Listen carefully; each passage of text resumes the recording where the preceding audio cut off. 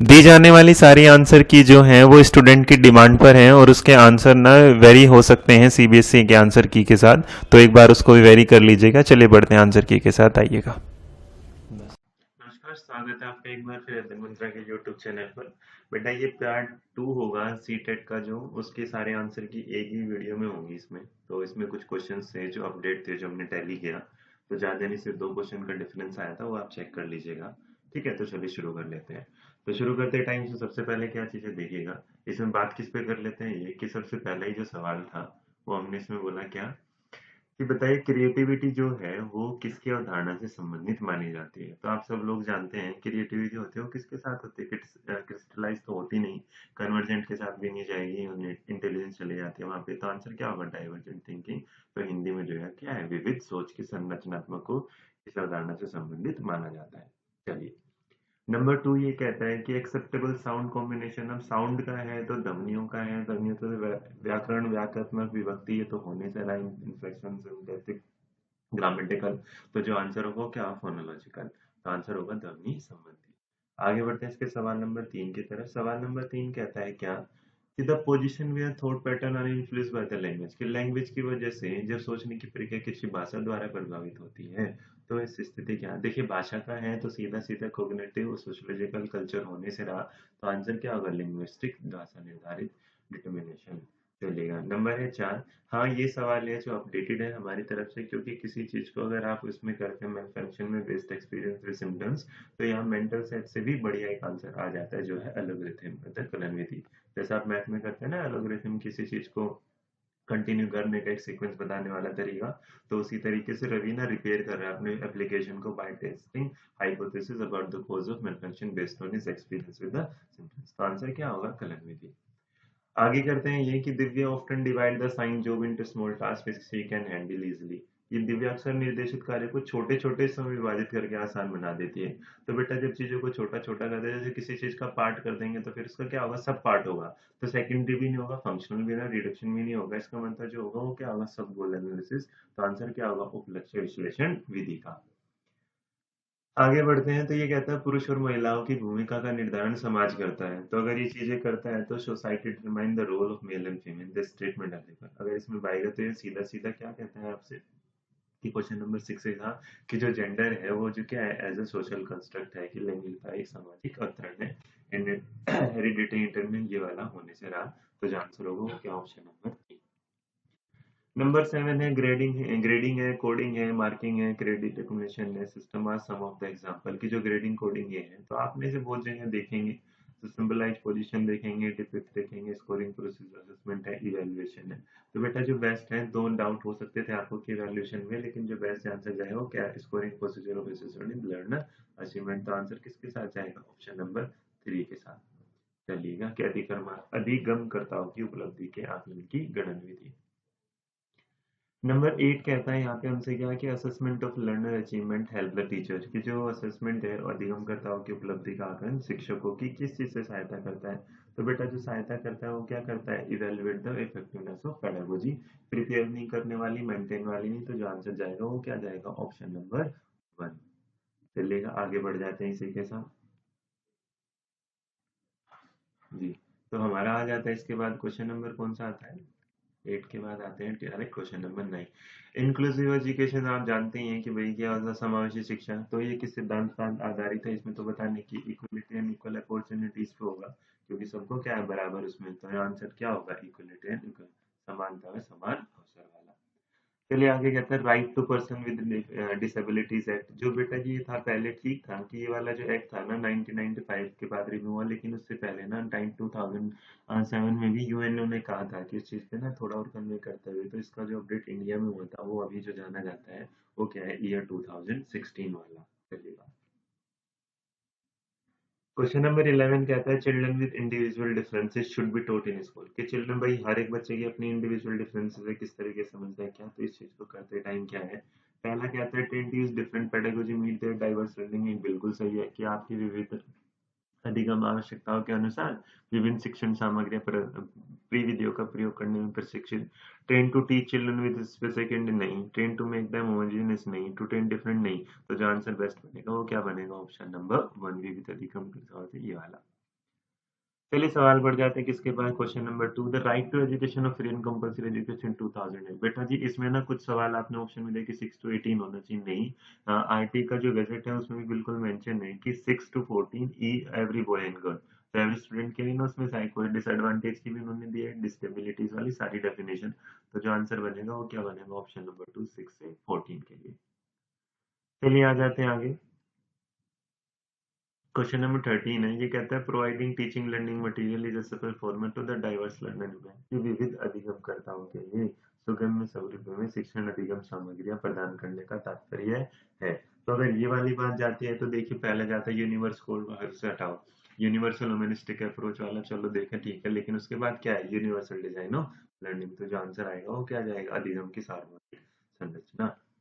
आगे बढ़ते हैं सवाल नंबर 4 की तरफ। तो involve self awareness and control of cognitive abilities, planning, review and revising. तो ये तो आपको पता है आपके संज्ञान के उसमें जो चीजें चलती रहती हैं उसके बाद ना जो चीज आपके दिमाग में क्या होने वाला है, एक कॉग्निशन बन जाता है। उसे क्या है बेटा, कॉग्निशन। कॉग्निशन होगा नहीं, एकोमोडेशन नहीं होगा, सटेशन केंद्रीकरण नहीं होगा, वो क्या होगा बेटा, कॉग्निशन। जो आपके दिमाग में जैसे कैडबरी वाला एडवर्टाइजमेंट है, मन में लड्डू फूटा, तो कोई चीजें सामने नहीं होती लेकिन उसके बाद भी चलिएगा। नंबर 15 कहता है when children think to interpret the receive information according to their. भाई कोई अपनी इंफॉर्मेशन अपनी एक्सपीरियंस के हिसाब से निकाल रहा है सूचना को व्याख्या करने के लिए अनुभव के आधार पर, तो उसमें क्रिएटिविटी नहीं, एब्स्ट्रैक्ट नहीं, कॉन्क्रीट नहीं, वो क्या कहलाती है, रिफ्लेक्टिव थिंकिंग। आपकी कौन सी थिंकिंग, प्रतिक्रियावादी सोच। चलिए आगे बढ़ते हैं। जो हमारा क्वेश्चन नंबर क्या है 16। क्वेश्चन नंबर 16 में हमसे कहता है क्या, ये हमसे कहता है यहाँ पे ये कि teaching learner are varying level of difficulty based on the ability of individual learner is known है। तो एक बार इंडिविजुअल वाले आएंगे तो इसमें सीधी सीधी सी बात है कि सेलेक्टिव वर्सेस एयरलेस वाली तो होने से रहा। इसमें जो आंसर आएगा वो डिफरेंशिएटेड इंस्ट्रक्शन आएगा, option number 4। Maintenance is the specific stage of learning which incident to the stage. देखिए मेंटेनेंस ना स्टेज पे जब जाते हैं तो ये ना किस तरीके से तीसरी स्टेज है, और ये कैसे कैसे किससे, तो इसमें पहली एक्विजिशन आती है, दूसरी फ्लुएंसी आती है, तीसरी मेंटेनेंस और चौथी क्या है, जर्नलाइजेशन। तो इसका मतलब जो जर्नलाइजेशन है उससे पहले क्या है, मेंटेनेंस। तो जो आंसर होगा वो क्या होगा, ऑप्शन नंबर 3 सामान्यकरण। आगे बढ़ते हैं। जोडी क्रीविल ने जो राइट कॉग्निशन और इमोशन पे गया था उन्होंने कहा था ये वाली चीजें हैं क्या, बिल्कुल इंडिपेंडेंट होती हैं। तो जो आंसर जाएगा वो क्या जाएगा, ऑप्शन नंबर ए। बाकी सोचने की जरूरत ही नहीं, डायरेक्ट सवाल था। आगे आते हैं teacher is teaching children by demonstration to task the correct the performance of an already learn task he is using method, कि वो किस चीज को लेके करा रहे हैं।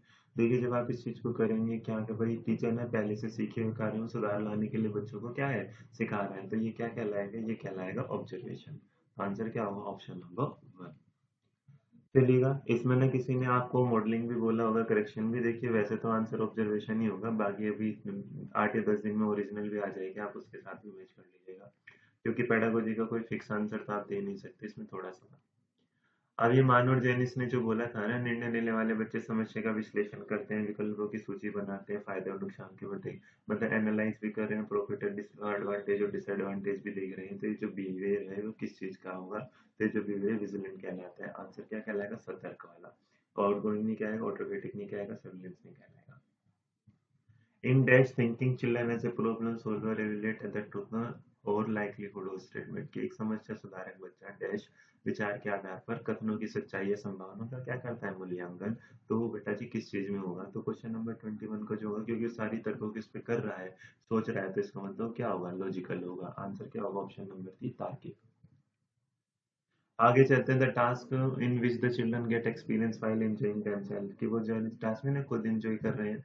देखिएगा यहाँ पे अगर सवाल को ध्यान से देखा है, जिस दिए गए कार्य को करते से बच्चे स्वयं आनंद लेते हैं, अनुभव करते हैं, उसे क्या है, consumer task, producer, problem type and drill and practice. तो बेटा जो आंसर जाएगा ना ऑप्शन नंबर क्या रहेगा, 4 ही, ड्रिल एंड प्रैक्टिस वाला।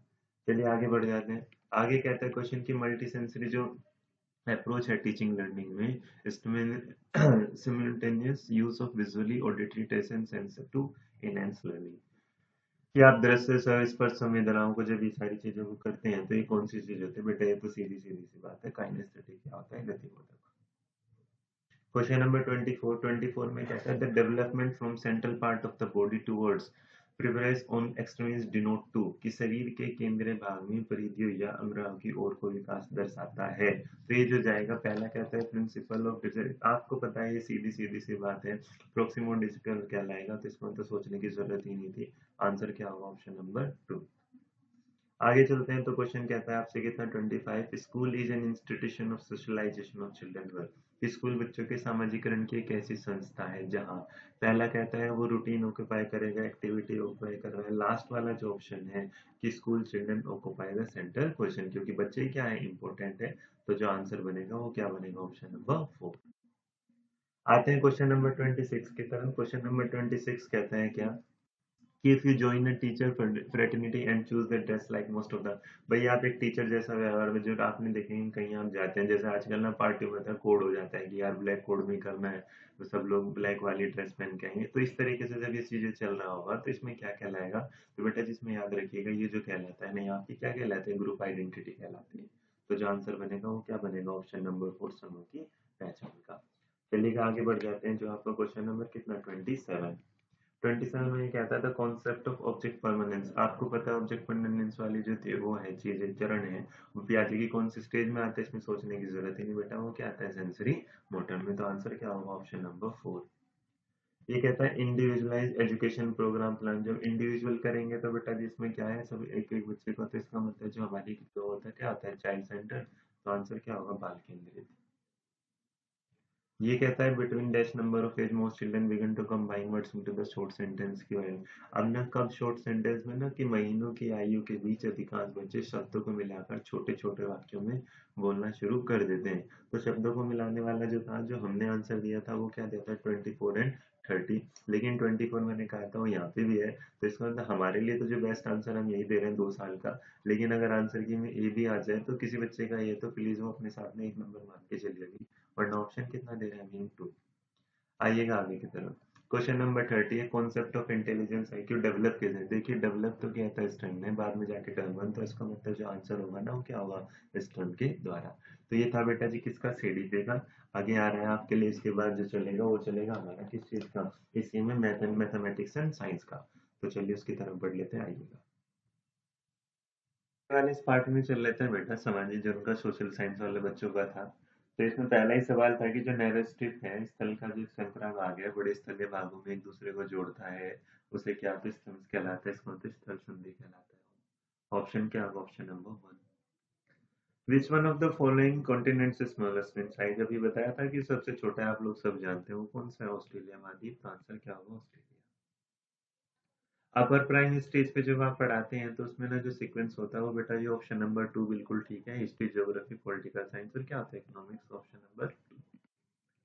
आगे बढ़ते हैं क्वेश्चन नंबर 34 में। ये कहता है इंडक्टिव लर्निंग कॉन्ट्राडिक्टिव होते हैं किसके साथ? इसमें ना जो आंसर होगा वो क्या होगा? स्ट्रक्चर ट्रेनिंग के साथ। ऑप्शन 1 कॉन्ट्राडिक्ट करती है संरचनात्मकता के साथ। अब आगमन है तो डिडक्शन वाला भी हो सकता था, लेकिन इसमें वो ऑप्शन नहीं था, तो इसलिए स्ट्रक्चर ज्यादा बेस्ट होगा। क्वेश्चन नंबर 35 कहता है read the given statement, read the given statement A and B, select the correct answer. Critical thinking promote the building of concept application expansion, बिल्कुल सही बात है। It does not help in the understanding and evaluating argument and belief in other. तो ये वाली बात क्या हो जाएगी? 35 के साथ पहले वाला भी तो क्या होगा? सही। लेकिन दूसरे वाला क्या है? गलत। तो आंसर क्या होगा? ऑप्शन नंबर, तो sorry option number 4।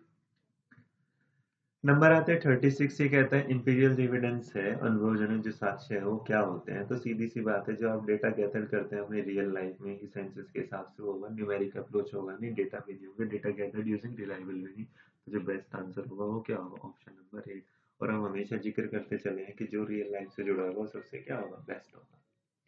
Model express physical feature are most suitable to this. इन चारों में जो सबसे बेस्ट है फिजिकल इसको सिखाने के लिए जो जाता है वो किसके साथ जाता है? ज्योग्राफी के साथ। इसका आंसर क्या होगा? भूगोल।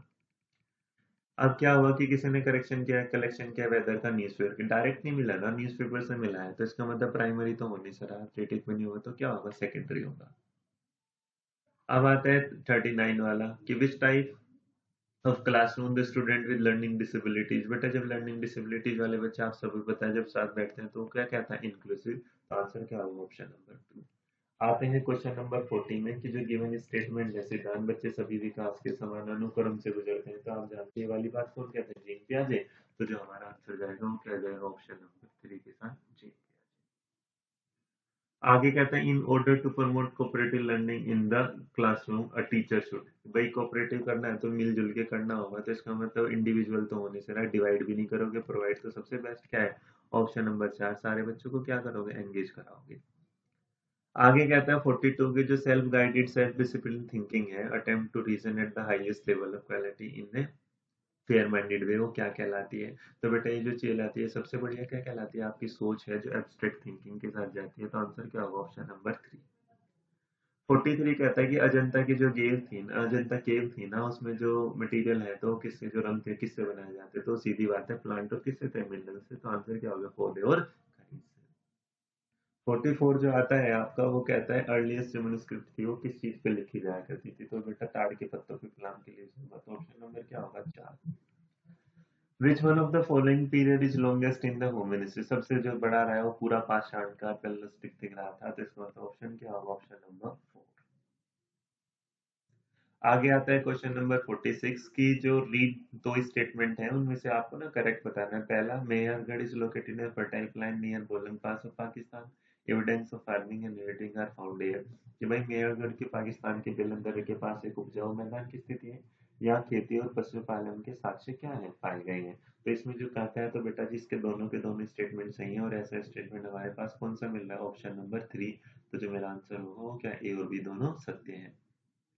आगे कहता है कि बताइए भारत के कौन से राज्य में से ना हड़प्पा के नगर सबसे ज्यादा संख्या में मिले हैं, किस स्टेट में, हरियाणा में, गुजरात में, जम्मू में, पंजाब में, तो जो सबसे ज्यादा मिले हैं किसमें मिले हैं, गुजरात में मिले हैं। तो जो आंसर होगा वो क्या होगा, ऑप्शन नंबर 2। ऋग्वेद जो है वो कौन सी भाषा से था, तो आपको पता ही था ओरिजिनली किस लैंग्वेज में है, तो वहाँ पे उस टाइम क्या थी, संस्कृत। तो आंसर क्या होगा, ऑप्शन नंबर 2। 49 पे आपसे पूछ रहा है सीधा सीधा कि फर्स्ट रूलर ऑफ मगध महाजनपद में 6th सेंचुरी बीसी आज कौन था, तो बिम्सार थे, तो इसका मतलब आंसर क्या होगा, ऑप्शन नंबर 2। आगे बढ़ते हैं, कहता है which one of the following is note, कौन सा उसके साथ नहीं है, तो जो नहीं जुड़ा है वो क्या है, अहिंसा, तो ऑप्शन नंबर क्या है, 2।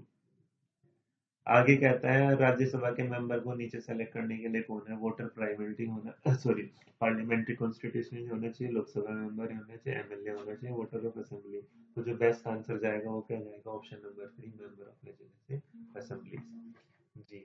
उसके बाद आगे आते हैं क्वेश्चन नंबर किसके साथ, question number 52। Which of the following system of the government was adopted by India, India के अंदर कौन से वाला था, तो इंडिया में जो अपनाने वाला है पार्लियामेंट्रियन क्या है, फेडरल है, तो बेटा आंसर होगा ऑप्शन नंबर सी, संसदीय और संघीय। क्वेश्चन नंबर 653 क्या कहता है, एक बार ये भी देख लेते हैं। कहता है how many parliamentary constitution are reserve to the schedule caste, जब भाई शेड्यूल कास्ट से कितने रिजर्व है बेटा, वो है 84, याद रखिएगा हमेशा। चलिएगा, आगे है which one of the following fundamental right is only due to the practice of untouchability in India, तो ये जो होगा इक्वलिटी वाला था, तो राइट टू इक्वलिटी जो आता है वो क्या है, ऑप्शन नंबर 4। आगे कहता है कि कौन फंडामेंटल राइट नहीं है, तो जो नहीं है उसमें राइट टू प्रॉपर्टी को हटा दिया गया था, तो ऑप्शन नंबर क्या होगा, 3 मेरा जवाब। अनटचेबिलिटी का जो रेफर है किस चीज को करता है, जेंडर को, कास्ट को, तो जो ज्यादा बेहतर जवाब है वो क्या कहलाएगा, कास्ट, तो ऑप्शन नंबर क्या होगा, 2।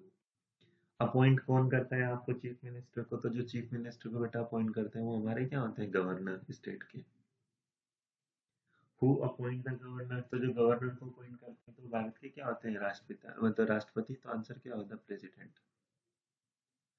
प्रधानमंत्री को इलेक्ट कौन करता है, chief minister, MP, MP and MLA कौन, देखिए होते हैं एमपी बट सारे एमपी थोड़े ना होते हैं, तो इसका मतलब जो आंसर आता है द काउंसिल ऑफ मिनिस्टर आता है, मंत्रियों की परिषद।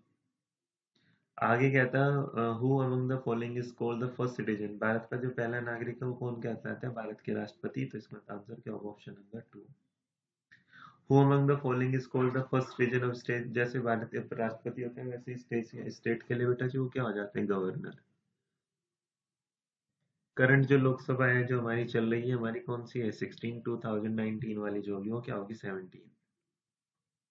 जो वर्तमान राष्ट्रपति हैं हमारे करंट प्रेसिडेंट वो कौन है, रामनाथ कोविंद जी, तो ऑप्शन नंबर क्या होगा, 3। 64 में कहता है which one the following is not mention, कौन सा नहीं है, देखिए गवर्नमेंट का ढांचा भी है, पॉलिटिकल पार्टीज का नाम के बारे में नहीं है तो बनती रहती है, राइट टू सिटीजन भी है, नेम ऑफ स्टेट भी, तो ऑप्शन कौन सा नहीं, ऑप्शन नंबर 2 नहीं है। 65 में कहता who nominate member to the Rajya Sabha, कौन करता है नॉमिनेट भाई राज्यसभा के मेंबर के साथ अगर जाता है तो ये क्या होगा, द प्रेसिडेंट। तो आंसर क्या होगा, ऑप्शन नंबर 4। आगे बढ़ते हैं क्वेश्चन नंबर 66 के साथ। गवर्नर जनरल पहले who among the following was the president of constitution, कि संविधान सभा के अध्यक्ष कौन थे, डॉक्टर राजेंद्र प्रसाद जी, भारत के पहले राष्ट्रपति। तो ऑप्शन नंबर क्या होगा, 2। 67 कहता है who among the following was the only Indian governor general of India. भाई Indian governor general of India अगर जाने जाए तो भारत में कौन थे, सी राजगोपालाचारी। तो वो क्या थे, ऑप्शन नंबर 3। माउंटबेटन के बाद यही थे, लेकिन स्वतंत्र भारत के पहले थे और आखिरी भी। Who was when was the constitution of India adopted, अब कब बना था, देखिए आजाद तो इंडिया हुआ था 1947 में, कॉन्स्टिट्यूशन हमारा लागू हुआ था ये वाला, तो अडॉप्टेड जो किया गया था वो अडॉप्ट हुआ था कब, नवंबर 26 1949। तो आंसर क्या होगा, ऑप्शन नंबर 2। चलिएगा आगे देख लेते हैं एक बार। क्वेश्चन नंबर 69 में कहता है who among the following played a discuss decisive role in integrating the princely states, कि भाई जो रियासतें थे उन्हें मिलाने का जो काम करता है अभी स्टेच्यू ऑफ यूनिटी जिनके लिए बनी है वो कौन है, सरदार वल्लभ भाई पटेल। तो आंसर क्या होगा, ऑप्शन नंबर 1। क्वेश्चन नंबर 70 में कहता है which one of the following deal with the matters in the concurrent list of the constitution India, निम्नलिखित कौन सा भारत के संविधान की समवर्ती सूची के मामले में कार्य करता है। तो इसमें जो कार्य करता है बेटा क्या आता है, यूनियन गवर्नमेंट स्टेट गवर्नमेंट दोनों मिलकर करते हैं। तो जो आंसर होगा वो क्या होगा, ऑप्शन नंबर 4।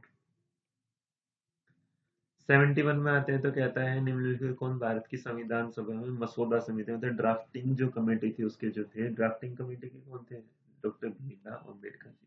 तो ऑप्शन क्या होगा, 1। 72 में कहता है in the 18th century under whom did Bengal gradually break away from the Mughal control, कि किससे निकला था, तो वो थे मुर्शीद कुली खान जी। तो ऑप्शन नंबर क्या होगा, 4। Who among the following Governor General decided that Bahadur Shah Zafar would be the last Mughal empire and after his death none of the descendants would be recognized as a ruler? तो ये किसने कहा था, ये कहा था आपके Lord Canning ने। तो जो ऑप्शन नंबर 2 है वो क्या होगा सही, कि इसके बहादुर शाह जफर के बाद कोई भी राजा नहीं होगा इस वंशज का। आगे आते हैं क्वेश्चन नंबर 74। गवर्नर जनरल कौन था जिसने ना अवध पर गलत तरह से शासन किया जा रहा था और उचित प्रशासन सुनिश्चित करने के लिए ब्रिटिश शासन की क्या थी, आवश्यकता थी। तो वो जो कहा था ये कितना था, लॉर्ड डलहौजी साहब ने कहा था। Option number 2। कानपुर के कौन से वो थे शासक थे जिन्होंने खुद को पेशवा कहा था, तो ये जो कहने वाले थे ये कौन थे, नाना साहब थे जिन्होंने अपने आप को क्या बोला था, पेशवा। आगे जाता है क्वेश्चन नंबर 76। तो जो 76 है उसमें कहते हैं क्या, the best methodology to teach that theme factory, factory के बारे में। देखिए इनवाइट करना, ऑर्गेनाइज विजिट करना, स्क्रीन एंड डॉक्यूमेंट्री ने, ठीक है इसमें ना डॉक्यूमेंट्री हो सकता था लेकिन फिर भी हमें रियल लाइफ से जोड़ने के लिए जो आंसर देते हैं वो कौन सा देता है, ऑप्शन नंबर 2। एडू सेट है, आप जानते हैं एजुकेशनल सैटेलाइट है, तो इसके बारे में क्या है, मैन मेड इंडियन सैटेलाइट है पूरा का पूरा। आंसर क्या होगा, ऑप्शन नंबर 3 और नहीं है। सौरमंडल में खोजा गया नया ग्रह नहीं है, बृहस्पति नहीं है, रॉकेट जैसा प्रयोग ना। बीजक के बारे में आप जानते हैं, पंचोनियम बीजक जो जाते हैं वो किसके लिए जाते थे, कबीर के लिए बढ़ जाता था। आपने इनकी पोएम भी पढ़ी हुई बचपन में। एलोरा की गुफा का भित्ति चित्र जिसे विष्णु को नरसिंह अर्थात पुरुष सिंह के रूप में दिखाया गया किस काल का है, तो ये जो काल है बेटा इसका है राष्ट्रकूट वाला। तो इसका मतलब जो आंसर होगा वो क्या होगा, ऑप्शन नंबर 1। नंबर 80 जो कहता है ये कहता है कौन सा संगठन उपनिषद में आस्था रखता है, मतलब उपनिषद में कौन है बिलीव करता था, तो उपनिषद में जो बिलीव रखता था वो क्या था, ब्रह्म समाज थे। तो ब्रह्म समाज का जो ऑप्शन नंबर क्या है, option number 4। Wine when is use for measuring, किस चीज के लिए आते हैं, वाइन की डायरेक्शंस के लिए। तो आंसर क्या होगा, ऑप्शन नंबर 2, वायु दिशा। कहता है कि वायुमंडल में निम्नलिखित में से कौन सी परत रेडियो तरंगों के संचारण में मदद करती है, जो रेडियो तरंगों के संचारण में मदद करती है वो हमेशा क्या कहलाती है, बाह्य वायुमंडल, इसका थर्मोस्फेयर। तो आंसर क्या होगा, ऑप्शन नंबर 2। क्वेश्चन नंबर 83 में कहता है identity various level of earth वाले, ये आपको पता करना है फिर किसके साथ जाता है। तो बेटा ये जाएगा ऑप्शन नंबर 3 के साथ, inner core outer core frontal crust के साथ। तो आंसर होगा ऑप्शन नंबर 3। 84 को जब आप ऑब्जर्व करेंगे तो ऑब्जर्व करने के बाद वो सारी चीजों से जो आंसर आता है निकल के आता है नीटाइड। तो जो आंसर होगा वो क्या है, लघु ज्वार भाटा। ऑप्शन नंबर जो 85, सवाल नंबर जो 85 है वो कहता है when the river enter the plan independent flow forming large and node, किस नाम से जानी जाती है जब नदी मैदान में प्रवेश कर जाती है मोटर। तो ये जो जानी जाती है मिडल विंटर जानी जाती है। तो विंटर जो है ऑप्शन नंबर क्या है, विसर्ग। Option number 2। सबसे बढ़िया साधन कौन सा है दुर्गम क्षेत्रों में आपदा होते समय? तो हमेशा क्या होता है? एयरवेज। इसका मतलब क्या? वायु मार्ग। आगे कहता है कि भूगोल की में कौन सी शाखा होती है जो मानव जनसंख्या की संरचना के विषय से क्या कहती है संबंधित? तो उसे बोला जाता है डेमोग्राफी। और जो आंसर होगा वो क्या आंसर होगा? ऑप्शन नंबर 2, जनसांख्यिकी। Assertion ये है कि sunset in Gujarat about 2 hours ago after Arunachal Pradesh region है, Arunachal Pradesh is on a higher altitude latitude than Gujarat. दोनों ही सही है लेकिन दूसरा जो एक्सप्लेनेशन है वो सही नहीं है कि वो लेटीट्यूड लॉन्गिट्यूड वाली बात होगी। तो आंसर जो होगा वो क्या होगा? Option number 1। आगे बढ़े तो आपको मिलता है क्वेश्चन नंबर 89। 89 में कहता है which one of the following is non conventional source of energy? कौन सा गैर परंपरागत स्रोत का भारत का? तो बेटा जी वो है सोलर एनर्जी। आंसर क्या होगा? सौर ऊर्जा। 90 में कहता है क्या the breeding of fishes specially constructed tank और पॉन्ड इज नोन एज? कि भैया विशेष रूप से निर्मित टैंक और तालाबों में मछली का प्रजनन जो कहलाता है वो पिसिकल्चर कहलाता है। तो ऑप्शन नंबर क्या होगा? 3। तो ये वाला जो पार्ट था ये बेटा जी किसका था? साइंस का, सॉरी सोशल साइंस का। जी, तो 90 में जो पहले वाला सवाल है बेटा ये कहता है क्या कि grammar translation method is basically use जो होगा। तो आप जानते हैं कि जो ग्रामर ट्रांसलेशन होगा उसी से क्या है ग्रामर के लिए यूज होगा। तो आंसर क्या होगा? Option number 4।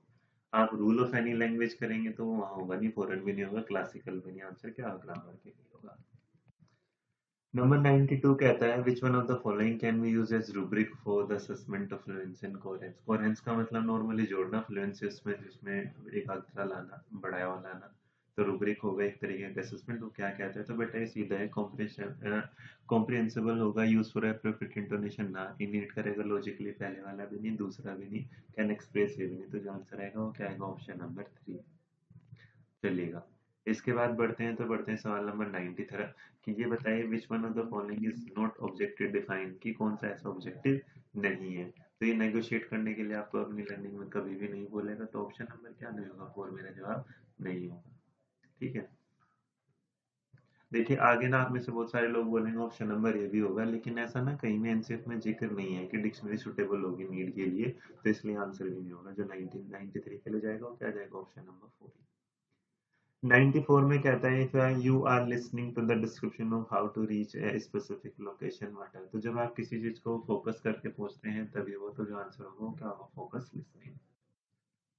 If a language teacher has put the word school teacher headmaster PN in the group then she is following? तो बेटा जी वो सारे वर्डों को मीनिंग ले रहा है। आप जानते हैं जो मीनिंग वर्ड होते हैं वो क्या होता है? Lexical grouping. तो आंसर क्या होगा? Option number 4।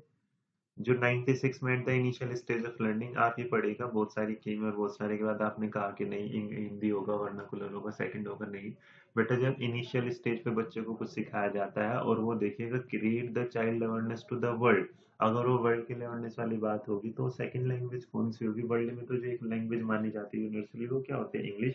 और शुरू में भी क्या है? इंग्लिश। और ये फैक्चुअल क्वेश्चन था, बिल्कुल एज इट इज एनसीएफ में मेंशन मिलेगा आपको। आंसर क्या होगा? Option number 4। आते हैं इसके बाद क्या क्वेश्चन नंबर 97 पे। Little or no attention is given to the pronunciation की किसमें बंदिश? तो इसमें ना ज्यादा देखेंगे तो भाई अटेंशन देंगे लिटिल प्रोनाउंसिएशन पे, ऑडियो में भी एसएलटी कम निगेटिव। तो जो होगा ऑप्शन क्या होगा? ग्रामर ट्रांसलेशन पे। आगे चलते हैं क्वेश्चन नंबर 98 की तरफ। 98 ने कहा कि आपसे कि विच one of the following does not come? कौन नहीं आता? तो एक्यूरेसी नहीं आती। तो आंसर क्या होगा? Option number 4। आगे चलते हैं क्वेश्चन नंबर 99 के पास। ये कहता है phenomenon white a single word is associated to or server related? तो ऐसी कौन सी चीज होती है कि जो एक single word is associated to or server related? कि भाई सिंगल वर्ड है कोई तो उसके एक से ज्यादा मीनिंग होते हैं, तो किसके साथ जाता है? नॉर्मली आप जाएंगे तो इसके साथ जाएंगे क्या? होमोग्राफ। लेकिन दिक्कत ये वाली है कि अगर सवाल ने ऑप्शन इस तरह होमोग्राफ ना देके होमोफोन भी दिया होता तो भी आंसर आता होमोनिम। तो लेकिन जो इसमें बेस्ट है वो सबसे बेस्ट वाला होगा, ऑथेंटिक नहीं लेकिन बेस्ट क्या होगा? Option number 1। The dog lived in the garden but the cat who was smarter lived inside the house. तो ये सवाल ना कई सेंटेंस को जोड़ के बनना है और जो जोड़ के बनना है वो क्या देगा? Complex compound sentence. चलिएगा आगे। ये कहता है if student of language is cramming his and her answer then she do. तो क्या नहीं है बेटा? क्रैमिंग करेगा तो रटेगा, और रटा करेगा, जो रटा करेगा तो कभी क्रिएटिव तो हो नहीं सकता। इसका मतलब आंसर नंबर क्या है? इसका आंसर होगा। आगे बढ़ते हैं क्वेश्चन नंबर किसके पास 102 के पास। तो during the reading if student is specifying information together as they read a text keeping take to what is happening. तो इसमें जो रखा था छोड़ा था वो जो आंसर जाता है वो किसके साथ जाएगा, स्किमिंग की रीडिंग में। देखिए आप रीडिंग में दो चीजें रखते हैं, तो दो चीजें में रखते हैं, एक तो होता है स्किमिंग एक स्कैनिंग। तो स्कैनिंग होता है किसी चीज को बड़े ध्यान से करना, स्किमिंग जो जरूरत है वो रखना, बाकी छोड़ते चलना। तो आंसर क्या होगा, स्किमिंग होगा। क्वेश्चन नंबर जो आता है किसके बाद 103 के साथ। तो 103 आता है which one of the following does note. तो कौन सा नहीं है, तो बेटा व्यायाम नहीं होती, टोन लाउडनेस वॉइस सब होता है। ये क्या कहता है, आर इन्वॉल्व इन थिंकिंग, जो थिंकिंग में इन्वॉल्व होगा इसके लिए जो आंसर जा रहा है। तो ये मैंने क्वेश्चन छोड़वा दिया था, फिर भी इसके लिए जो आंसर है, तो सबसे पहले आप किसी चीज की क्या कर रहे हैं, इमेज है, लैंग्वेज है, कॉन्सेप्ट है, क्वेश्चन। तो आंसर जो जाएगा वो क्या, ऑप्शन नंबर 3। क्वेश्चन नंबर 105 है, वो कहता है language laboratory in the place where the learner have to listen on headphone the language lab was set up with view the provide listening activities in order to develop. तो ये जो सारी चीजें करते हैं बेटा, ये किसके साथ है, लिसनिंग से साथ है। तो जो आंसर जाएगा वो क्या है, लिसनिंग एक्टिविटीज के साथ। 106 जो पैराग्राफ है इसके आंसर्स के साथ मैच कर लेते हैं। 106 में पूरा का पूरा पैराग्राफ तो देखिए मैं नहीं पढ़ रहा, आंसर ही आपको दे दे रहा हूँ सीधा। तो 106 का जो क्वेश्चन जाएगा, Indian IT firms are engaging in expanding their presence internationally. Number 107 में जो जाएगा इसमें सिर्फ एक ही ऑप्शन है, Indian IT companies and expertise in the race core operation. Answer क्या होगा, ऑप्शन नंबर ए 1। 108 के साथ आप जाएंगे तो इसमें जो क्वेश्चन है, what were the cause Indian IT firms to change the way they conduct business in developing countries. तो जो जाएगा आंसर क्या है, wages demand by the local workers as far higher than the pay their Indian. तो इसका मतलब जो answer होगा वो क्या होगा, ऑप्शन नंबर 2। आगे बढ़ते हैं तो सवाल आता है क्वेश्चन नंबर 109। तो 109 में नेस्कॉम स्टैटिस्टिक्स इंडियन एक्सपोर्ट के इंडिकेट करते हैं, वो करते हैं किसका, drop in demand for IT services by Europe and the US. 1010 में फिर नोट लिखा था, तो जिसके साथ नोट लिखा था कि कौन सा नहीं था, तो इसमें क्या है, conflict assessing during the training of A local talent था ये वाला जवाब। उसके बाद आपके सामने क्वेश्चन आता है 111। तो 111 में जो आपका जवाब जा रहा था वो क्या जा रहा था, इसमें only A the recession servant impact the US but not India. तो आंसर क्या जाएगा, only A, option number 2। Which one of the following word is most similar in meaning to the word purchasing in the use। जो इसके साथ जाएगा बेटा pursuing जाता है, तो आंसर क्या होगा, ऑप्शन नंबर 3। आगे कहता है अनडिस्प्यूटेड जो होगा किसके लिए जो मीनिंग है अपोजिट होगा, तो उसके इसके हेल्प से क्या है, डाउटफुल के लिए। तो इसका मतलब जो है संदेहपूर्ण, वो अनडिस्प्यूटेड, उसमें कोई संदेह नहीं। क्वेश्चन नंबर 114 है, वो कहता है other than cases what is driving IT companies to seek adoption. तो क्या होगा, option number A and both, two दोनों। तो इमर्जिंग मार्केट में US market more than 60% of India export revenue. ये जो ब्रेक ब्रेक थी लॉर्ड टाइसन की जो पोयम थी उसी का है। तो किसी ने मैसेज में भी लिखा था, हाँ जी बिल्कुल टेनिसन की ही है। तो इसी टेनिसन की इस कविता में ब्रेकिंग का जो मीनिंग होता है, यहाँ पे याद रखिएगा इन्होंने जो ब्रेकिंग का मीनिंग दिया है वो पोइट का क्या है, दिल है, कहते हैं क्योंकि वो अपने दोस्त के मरने की उसमें कुछ वो बैठा है वहाँ। The mood of speaker in breaking जो है, ब्रेक ब्रेक ब्रेक में क्या है वो ना, कंtemplative क्या है, होपफुल है। आगे बढ़ते हैं कि ये बताइएगा कि जो चीजें चीजें स्पीकर ब्रेक ब्रेक में ना ऑब्जर्व करता है सारी चीजों को, लेकिन एक चीज को छोड़कर। तो बेटा वो लेडी इन द टावर इसको छोड़ देता है। आगे कहता है स्पीकर ना ब्रेक ब्रेक में कैन नोट। तो इसका वो जो क्योंकि सुन नहीं पा रहा था, तो इसका मतलब उसका जो आंसर है वो क्या है, स्पीक वाला है। आगे देखिएगा क्वेश्चन नंबर हमारे पास जाता है, क्वेश्चन नंबर क्या है 119। 119 है वो कहता है in the first two line of the poem the poet use. तो जो पोइट यूज करता है ना बेटा, पहली दो लाइनों में ना आपके सामने एक फिगर ऑफ स्पीच आती है जो है अपोस्ट्रोफी, बार बार एक ही चीज का रिपीट करना। और आगे कहता है phrase heaven under the hill में क्या होगा, तो एलिट्रेशन हो रहा है, अपोस्ट्रे सॉरी अतिशयोक्ति वाला। अपोस्ट्रोफी होता है जब आप ना किसी चीज के साथ कोमा है उस चीज को लेके चलते हैं। तो हेवन अंडर द हिल जो होगा वो हेवन अंडर द में सेम जा रहा था, तो क्या जाएगा, एलिट्रेशन। तो आंसर क्या होगा, ए। तो ये था इंग्लिश लैंग्वेज 1 फॉर पेपर 2 वालों के लिए। जो आगे आ रहा है बेटा वो है हिंदी 1 लैंग्वेज किसके लिए, पेपर 2 वालों के लिए। चलिए एक बार इसको भी देख लेते हैं। जी, तो हिंदी भाग 1 पेपर 2, ठीक है, जिन्होंने हिंदी पहले सेलेक्ट किया था उनके लिए। तो ये जो पहला सवाल है कि भाषा सभी विषयों में, ये वाला जो है, तो भाषा सभी विषयों के डैश में है। तो बेटा जो इसका आंसर आएगा वो क्या है, अध्याय आएगा, ऑप्शन नंबर 1।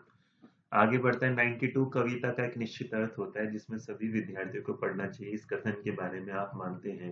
तो इसका जो जवाब, सभी विद्यालय अपने अपने प्रवेश में ही कविता समझते हैं, हटा दीजिए फिलहाल। कवि ने कविता एक अर्थ में लिखी है जिसे हर विद्यार्थी को क्या समझना है, बिल्कुल जिसने लिखा है उसी चीज को समझना है। तो आंसर क्या जा रहा है, ऑप्शन नंबर 2, अलग अलग अर्थ होगा नहीं, निश्चित अर्थ के साथ पढ़ना जरूरी नहीं है। आप मानते हैं कि अलग अलग तरह की सामग्री पढ़ने के अवसर मिलने से, तो इसका मतलब जब आप सारी चीज, तो जो भाषा के ना अलग अलग टाइप के आपको क्या कर लेते हैं, समझ लेते हैं। लेखक की जानकारी किताबों के बारे में व्याकरण वो हटा दीजिएगा। आगे जाता है कि हिंदी में विज्ञान संबंधी पाठ्य को पढ़ने का जो उद्देश्य है वो क्या है, कि भाई विज्ञान के विषय गहराई बिल्कुल नहीं, प्रति जिज्ञासा ना, विज्ञान के संदर्भ में हिंदी भाषा के प्रयोग को समझाने, क्या होगा सही जवाब होगा। लेखन क्षमता के जो आकलन के लिए आपको क्या करना चाहिए, व्याकरण संबंध को देखना चाहिए, अर्थपूर्ण कार्य संदर्भों को, लिखावट की सफाई और सुंदरता, या अभिव्यक्त विचारों को जांचना होगा। तो जो आंसर बेस्ट जाएगा वो क्या जाएगा, अभिव्यक्त विचारों को जांचना होगा। 96 कहता है क्या, कि हिंदी के पाठों में अन्य भाषाओं के शब्दों के होने का अर्थ है। तो जो अलग अलग चीज है, तो बेटा पाठ समाज में बहुभाषी जोड़ने सहज प्रस्तुति है, मेरा क्या होगा सही जवाब होगा। पाठ कठिन है, स्पष्ट नहीं, विद्यार्थियों को शुद्ध भाषा नहीं सिखा देते नहीं, और पाठ का लेखक पसंद नहीं है, तो बिल्कुल भी नहीं। आपकी दृष्टि में अभ्यास है, तो इस सवाल का अगर जवाब देंगे, तो इस सवाल का जवाब जाएगा वो क्या, पाठ को समझने में मदद करते हैं। तार्किक रहने दो, भाषा के बारे में बताते नहीं।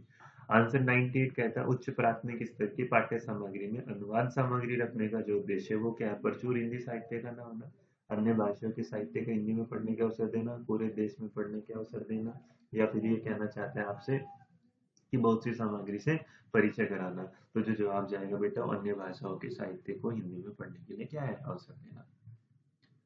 99 कहता है यदि आपकी कक्षा में दृष्टिबाधित बच्चे हैं तो आप क्या करेंगे, उन्हें पढ़ाने की उपयुक्त साधन देंगे, बिल्कुल सही। सभी बच्चों से अलग गतिविधि देंगे, नहीं। उन्हें कम गतिविधि देना, उन्हें विशेष स्थान तो बिल्कुल नहीं। तो आंसर क्या जाएगा, ऑप्शन नंबर 1। अब जाते हैं सवाल नंबर किसके पास, 100 के पास। ये कहता है पढ़ाना सीखने के लिए आवश्यक है, ये पढ़ना सीखने के लिए आवश्यक है, घर की भाषा सुनने बोलने के लिए, लक्ष्य ये तो हटा दो, लक्ष्य भाषा की अर्थपूर्ण और रोचक सामग्री के लिए ठीक है, चार्ट अधिक से अधिक ना, केवल लक्ष्य भाषा सुनने का मामला नहीं। तो आंसर क्या, ऑप्शन नंबर 2। आगे जाते हैं, भाषा केवल अभिव्यक्ति का माध्यम नहीं बल्कि स्वयं से डैश का माध्यम है। तो इसका मतलब स्वयं से क्या है, बातचीत करने का। तो ऑप्शन क्या जाएगा, 2। लड़के होकर रोते हो, ये वाली बात क्या, भाषा को अध्यापक की दृष्टि से पढ़ने से ना, भाषा के जेंडर की दृष्टि से पढ़ने के बाद बिल्कुल, भाषा को व्याकरण की दृष्टि नहीं, दृष्टि से पढ़ने पे नहीं। तो आंसर क्या होगा, ऑप्शन नंबर 2। चलेगा, आगे बढ़ जाते हैं, जो हमारा क्वेश्चन नंबर 103। ये कहना चाहता है बताइएगा, कहानी के संदर्भ में कौन सा कथन उपयुक्त लगता है। कहानी में शुरुआत होना आवश्यकता है, कहानी में शुद्ध भाषा होना आवश्यकता है, कहानी में कथानक का होना आवश्यकता है, बिल्कुल सही बात है। तो ऑप्शन जाएगा 3। एक भाषा के अध्यापकों को बच्चे में क्या अलंकारिक भाषा प्रयोग करने की समझ विकसित करने पर बल देना चाहिए, विविध संदर्भों में भाषा प्रयोगों की क्षमता विकसित करने पर बल देना चाहिए, शुद्ध भाषा की क्षमता विकसित करने पर बल देना चाहिए, या भाषा सिद्धांतों की। तो सबसे बेहतर होगा क्या, विविध भाषा संदर्भों में भाषा प्रयोगों की क्षमता को विकसित करने पर बल देना। क्वेश्चन नंबर आ जाते हैं कौन से, 105। कोई भाषा किसी भी लिपि में लिखी जा सके, इस कथन पर आपकी राय है। बहुत हद तक संभव है, हर भाषा की अपनी लिपि होती है, बिल्कुल। भाषा और लिपि के बीच में एक सीधा संबंध होता है, बिल्कुल संभव नहीं, ये भाषा और लिपि के बीच में एक सीधा संबंध होता है। तो आंसर क्या होगा, ऑप्शन नंबर 3। ये आपका जो पैराग्राफ है 106 से लेके 113 तक, इसमें क्या क्या सवाल दिया, लोग किन विचारों से प्रेरित होकर आजादी के संघर्ष में शामिल हुए। बेटा जी सारी बातें समाज में आपने देख रहा होगा, इसमें ना स्वतंत्रता भी है, ये रहा स्वतंत्रता है, समानता और क्या है, निर्णय के अधिकार में हिस्सेदारी है। तो इसका मतलब जो पहला सवाल है उसका जवाब तो आपको सीधा ही मिल जाएगा। तो इसका मतलब जो जवाब होगा क्या, उपयुक्त सभी। तो आंसर क्या होगा, ऑप्शन नंबर 4। आगे कहता है 107 में आजादी के लिए संघर्ष किसने चलाया। तो आजादी के जो संघर्ष चलाया ना, वो देश की जनता ने चलाया था। और इस संघर्ष में ना आप देंगे, मुश्किल चला गया देश की जनता ने, एक नंबर। तो ये वाला भी यहाँ मिल गया। तो ऑप्शन नंबर मेरा क्या होगा, देश की जनता ने। 107 के बाद क्वेश्चन नंबर क्या आता है, 108। तो 108 में कहता है निम्नलिखित में से लोकतांत्रिक व्यवस्था का मूल कौन सा है। तो समानता, स्वतंत्रता, विचारों की व्यक्ति सारी है। तो ऑप्शन क्या होगा, ऑप्शन नंबर 4, उपयुक्त सभी। आगे कहते हैं आंदोलन का क्या असर पड़ा। तो आंदोलन का जो असर पड़ा था वो सरकार ने खुलकर क्या होने लगी थी, आलोचना होने लगी थी। आंदोलन के असर के बाद क्वेश्चन है कांग्रेस की क्या मांग थी। तो कांग्रेस की विधायिका में चुने जाने वाले सदस्य हो। तो इसका मतलब ऑप्शन नंबर क्या बनेगा, ए। 111 नंबर का जो सवाल है, सबसे सटीक सार्थक शब्द चुनेगा। तो सबसे संघर्ष मनुष्य को जाड़ता है, नहीं। संघर्ष मनुष्य को भटकाता है, नहीं। संघर्ष मनुष्य को निखारता है, चलो। संघर्ष मनुष्य को सफलता दिलाता है। तो आंसर क्या होगा? Option number 4।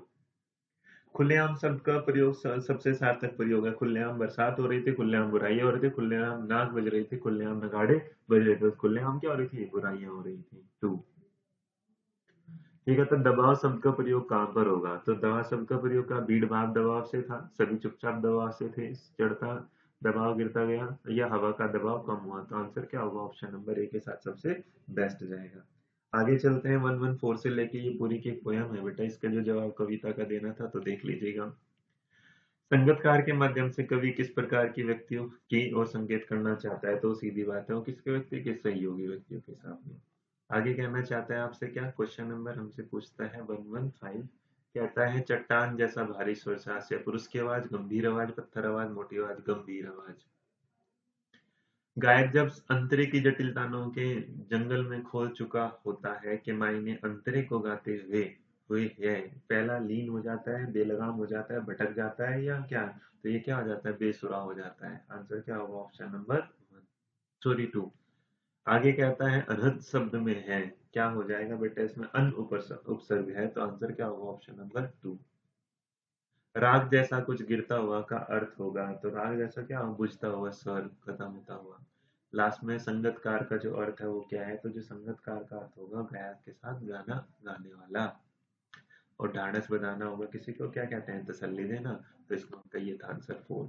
ये था बेटा जी हिंदी। इसके बाद ना इसके ना जिन बच्चों ने इंग्लिश को एज चुना था पार्ट 2, उनके क्वेश्चन पे डिस्कस करते हैं। चलो वो भी एक बार देख लेते हैं, आ जाइए जी। शुरू करते हैं। Question number 121। Student are not organism which one of the following method sees them as a whole person. तो बेटा साइलेंट ये सिचुएशनल है, दूसरा साइलेंट वे होगा नहीं। सीएलएल जो होता है वो किसके साथ काम करेगा? उसके बाद आता है सीएलएल के बाद क्या है? CLT communicative language. तो सी कम्युनिटी लैंग्वेज लर्निंग नहीं होगा। तो जो आंसर बनेगा वो क्या? Option number 3।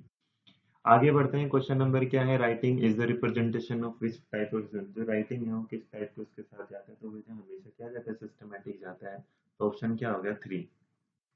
आगे जाता है व्हेन ए टीचर यूज रिलाइला। तो रिलाइला हमेशा क्या होता है? रियल लाइफ से जुड़ा हुआ। और ऑप्शन में देख लो बेटा, जहां भी रियल लाइफ से जुड़ा है वही मेरा आंसर होगा। तो ऑप्शन क्या होगा? Option number 1। आपने सारी चीजें मैंने सिखाया था, वीडियो में भी देखोगे तो उसमें दिख जाएगा सारी चीजें। जी सॉरी। आगे आता है क्वेश्चन नंबर 124 की poem whose first letter to each line is spell out in a word is called। जो कहलाता है बेटा, जो पहले वो ना हमेशा क्या कहलाता है? अल्टरनेटिव जो एलिट्रेशन नहीं होता उसी तरीके से। तो आंसर क्या होगा? Option number 4। डेकोरम जो स्पीकिंग में आता है, देखिए क्लियरिटी इन पोएटिक स्टाइल तो राइटिंग में भी देखी जाती है, उसमें भी करेक्ट पन ग्रामेटिकल यूजर स्पीक में ध्यान इतना नहीं होता। एप्रोप्रिएट गेस्चर बात हो जाती है, लेकिन हम ना डेकोरम जाता है जो आपकी ना वॉइस क्वालिटी होती है वो। तो वॉइस क्वालिटी एंड लाउडनेस इसका करेक्ट आंसर होता है, लेकिन वो नहीं है, तो इसलिए वॉइस क्वालिटी क्या होगा आंसर? इंक्वायरी जो होता है वो आप किसी के खोजने पे बात करते हैं, तो और खोजने वाला जो बात जा रही है वो किसके साथ? ह्यूरिस्टिक मेथड जो खोजबीन पर सिद्धांत होता है वही जाता है। तो इंक्वायरी और ह्यूरिस्टिक क्या होंगे? सेम। तो आंसर क्या होगा? Option number 2। Which one of the following are structural words? Which one से स्ट्रक्चरल बेटा सारे एलेक्सरीज भी होता है, एक्सलरीज भी होता है, प्रीपोजिशन भी होते हैं, कंजंक्शन भी। तो आंसर क्या होगा? All of the above. आगे बढ़ते हैं। कन्वेंशन। कन्वेंशन का मतलब को का मतलब हमेशा मैक्सिमम टाइम देखना, जोड़ना। तो इसमें कौन सी चीज ऐसी है जो जोड़ने का सही काम करती है? तो पंक्चुएशन जो होते हैं वो सेंटेंस को जोड़ने का काम करते हैं। और राइटिंग की पूछे तो इमेजिनेशन हटा दो, गुड वोकैबुलरी, स्टोरी आइडियाज भी। तो आंसर क्या होगा? Option number 1। पॉजिटिव जो इंटरफेरेंस होता है वो किस काइंड का होता है? तो पॉजिटिव इंटरफेरेंस जब आप करते हैं ना, वो कोरिजन होता है, पिक्चोरियल होता है, नेटिव होता है, टारगेट। तो जो आंसर होता है वो हमेशा क्या होगा? टारगेट लैंग्वेज के साथ में। In learning a new language, जब आप मल्टीलैंग्वेजिज्म में कोई नई भाषा सीखते हैं तो बेटा कोई इंटरफेरेंस नहीं होती, बर्डन नहीं होती, मेथोडोलॉजी तो सबकी होती है। तो इसका तो वो नहीं। तो जो आंसर होगा क्या होगा? एसेट होगा, क्योंकि आप अपनी लैंग्वेज के एसेट में एक नई लैंग्वेज क्या ऐड कर रहे हैं। नोट टेकिंग जो होता है वो रीडिंग के दौरान नहीं होती। नोट टेकिंग जो जाती है ना हमेशा सबसे बेस्ट क्या होती है? लेक्चर के दौरान, जब कोई बोल रहा है और आप उसे क्या उतारे जा रहे होते हैं। Question number 132। तो 132 का the method of teaching foreign language without using the people first language. तो भैया अगर आप किसी की लैंग्वेज को यूज नहीं कर रहे, डायरेक्ट वो कर रहे हैं, तो सीधी बात है जो आंसर जाएगा वो क्या जाएगा? डायरेक्ट मेथड के साथ। Two word have identical sound and spelling but not related. भाई स्पेलिंग सही है लेकिन नहीं है, तो इसका मतलब वो जो कहलाएगा वो क्या कहलाएगा? होमोग्राफ।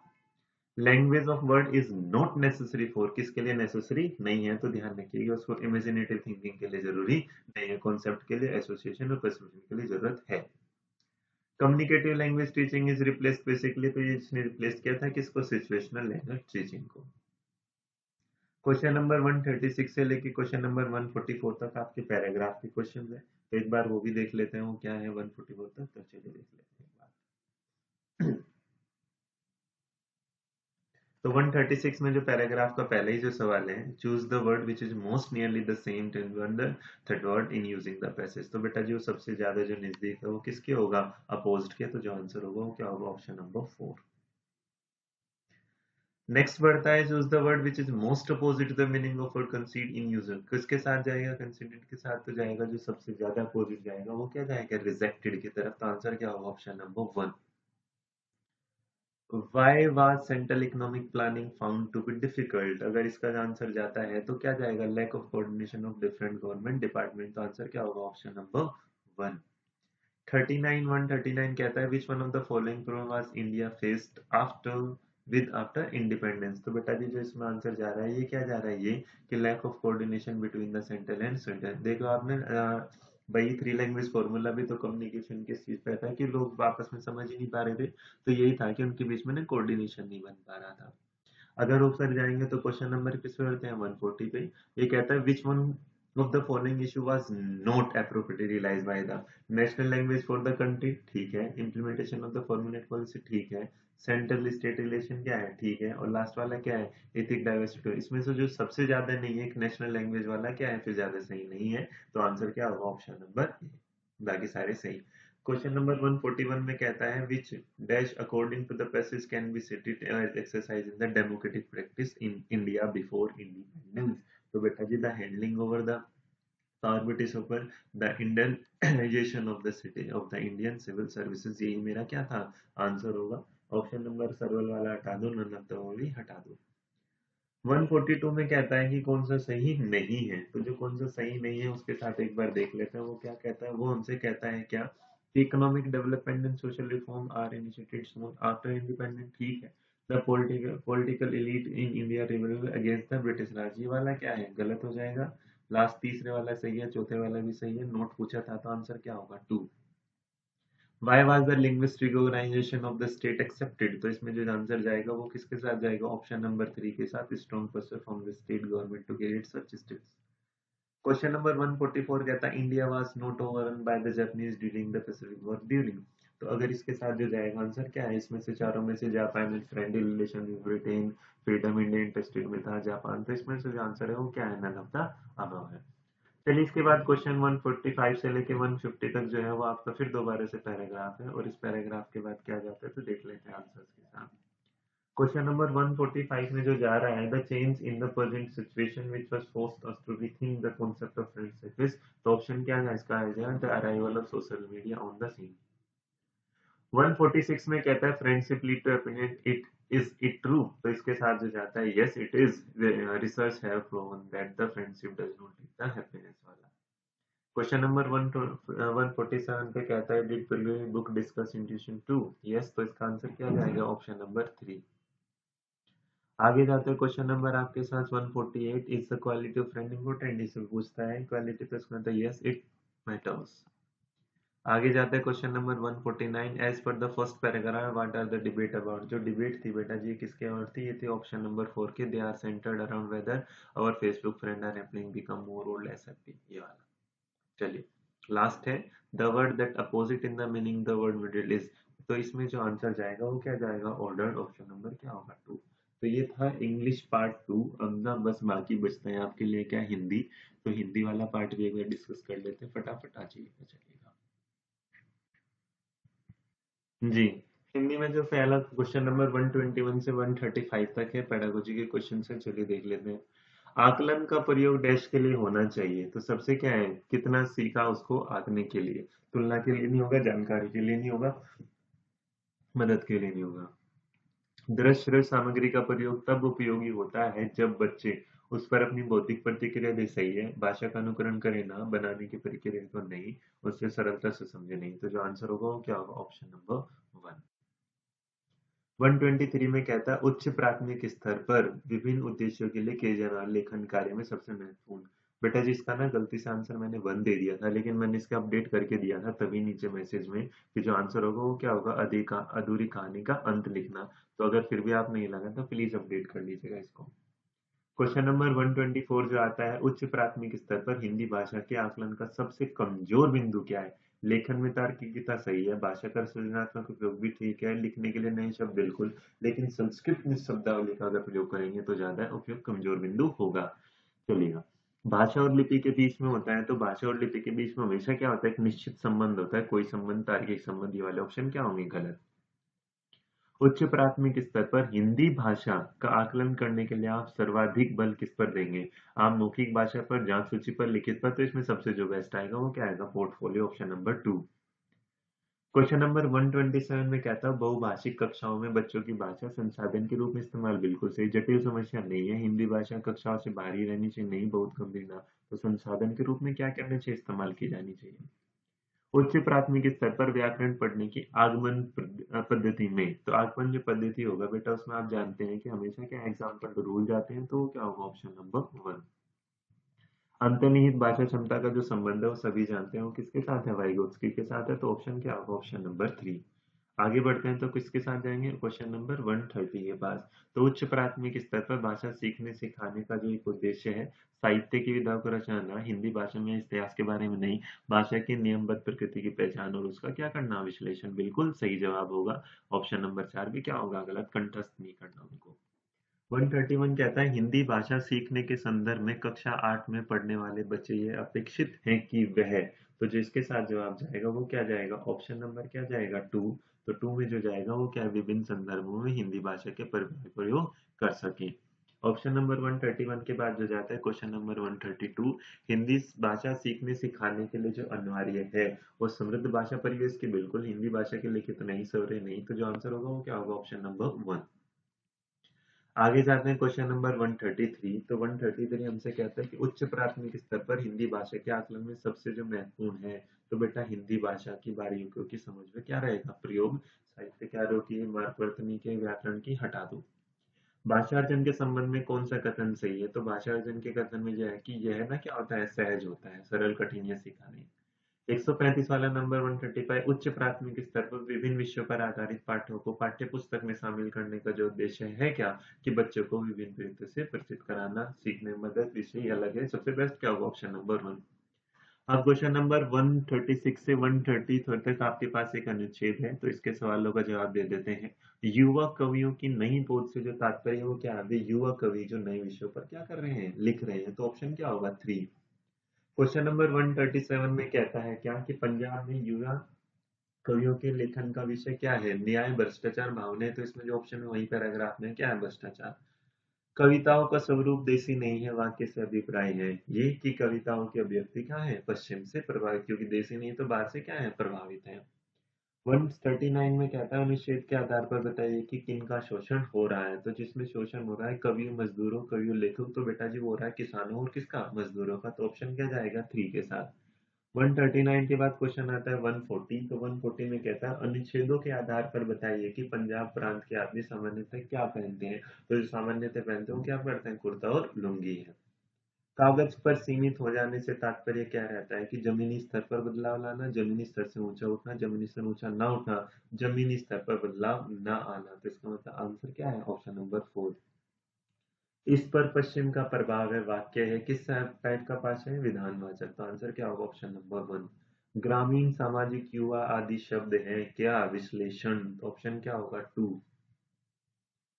आगे 144 से लेके 150 तक फिर आपको एक पैराग्राफ है, इस पैराग्राफ को जो जवाब देना देख लेते हैं। देखिए ये कहता है कि अनुच्छेद के आधार पर क्या कहा जा सकता है कि, तो इसमें जो अनुच्छेद पूरा पढ़ा उसके बाद देखने के बाद पता चला शिक्षा देना संभव नहीं है, ऑप्शन नंबर 1। उसके बाद शिक्षक का काम है, ये कहता है ऑप्शन नंबर 4, विद्यार्थियों को स्वयं से क्या कराना, परिचित कराना। स्व जो वर्ड है उसका मतलब क्या होता है, यहाँ पे स्व का प्रकाट्य में होता है, तो उसका जो आंसर होगा वो क्या होगा, शून्य। आगे जाते हैं ऑप्शन सवाल नंबर 147। वो कहता है अनुच्छेद में खाद पानी देने निराई करने का उदाहरण बताता है कि शिक्षक का कार्य बच्चों को, ये क्या कहता है बच्चा, उचित माहौल देना। Option number 2। वह जो मतलब है, इसका जो मतलब होगा वो क्या है, अदृश्य होता है। आगे चलते हैं, वे बड़ी सुंदर मूर्तियां बनाते थे, वाक्य में विश्लेषण है। तो जो विश्लेषण होगा वो क्या है, बड़ी। आगे कहता है अंकुरित सभ्य प्रत्यय है, तो अंकुरित में जो है वो क्या है, इत। तो आंसर क्या होगा, 4। तो ये वाला था पूरा पेपर एक साथ आंसर की के साथ। हो सकता है इसमें सारी चीजें आपको क्लियर भी दिखाई देंगी। चलिए, thank you so much and all the best for your exam, मतलब all the best for your result now. Bye bye, take care.